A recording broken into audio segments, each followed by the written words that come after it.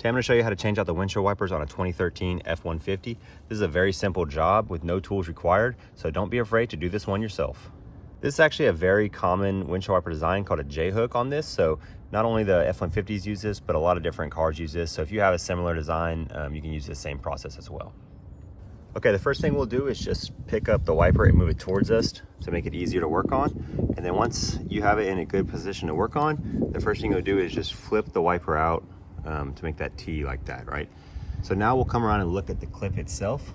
So all you have to do for this is there's a little tab right here. So we're gonna push this tab in, and as we push it in, we're gonna pull the whole wiper assembly towards the car down this way, and that will release it off that J hook.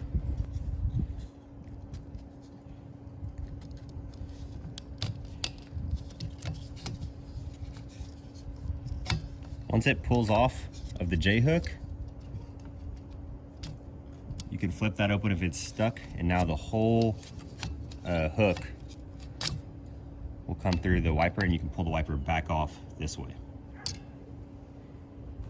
All right, so I've got my new wipers here for my F-150. I'll put a link in the description below for these, but also you can go to the website of pretty much any wiper manufacturer, and you can search on there for your vehicle, and it'll show you which ones you need.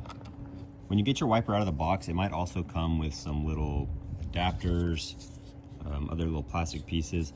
These are for use for different type of wiper attachments. So if you're using the J hook, you don't need these at all. You can just throw them away.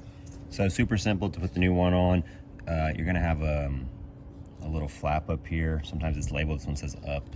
So just pop that open, and that'll allow your J hook to slide in that top part. Once it's in, you can push it in until you hear it click into place, and then you will close that top flap again. You can make sure it rotates, everything looks good on there. And then lastly, we'll just pull off the little cover for the wiper blade, and we can push it back down, and we are all done with that windshield wiper. If you have any questions, feel free to leave them in the comments below, and I'll try to answer them. If that helped you out, please consider liking the video or even subscribing to the channel, as it's greatly appreciated. Otherwise, I will see you on the next project.